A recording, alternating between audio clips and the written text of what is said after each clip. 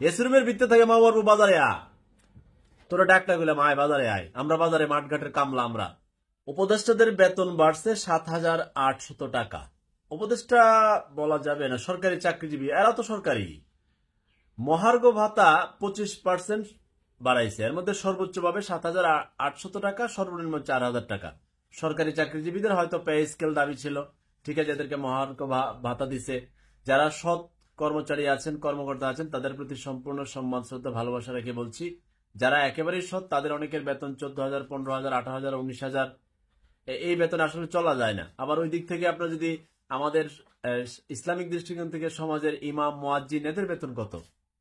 ৪,০০০, ৫,০০০ টাকা। মানে ওই দিকে কারো খেয়ালই নাই। ধর্ম উপদেষ্টাকে বহুবার অনুরোধ করা হয়েছিল যে আপনি কিছু করে থেকে যান ইমামদের জন্য, মুয়াজ্জিনদের জন্য, এরা খবরই নেই।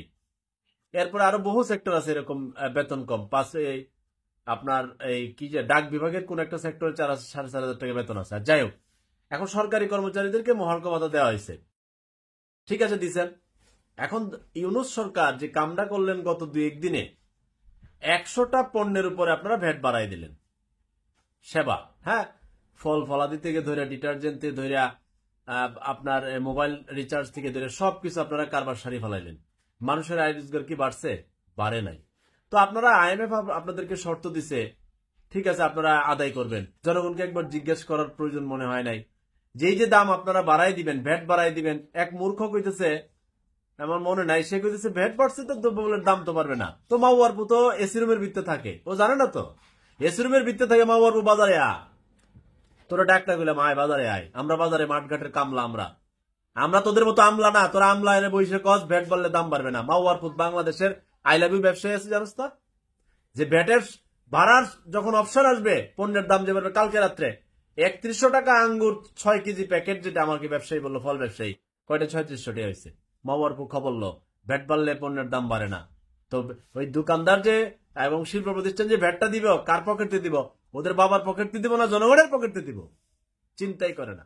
৭১ থেকে ২৪ পর্যন্ত আইলো, আন্দোলন করতে করতে আর মরতে মরতে জনগণের রেহাই পাইল না।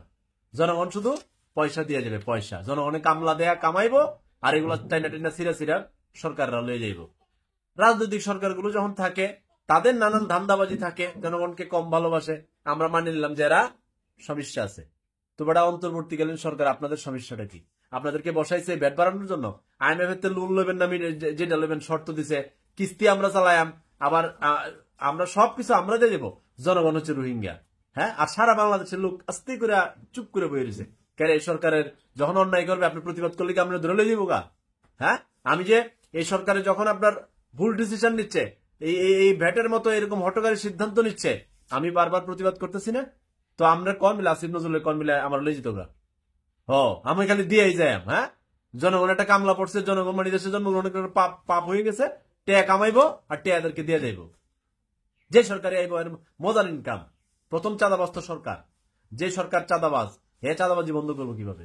ভ্যাট দিয়া অতিরিক্ত ভ্যাট আদায় করা চাঁদাবাজি। আমি বললাম, আমি দেশের নাগরিক, আমার পকেট থেকে যায়, আমার খারাপ লাগে। আপনার খারাপ না লাগলে এটা আপনার ব্যক্তিগত ব্যাপার।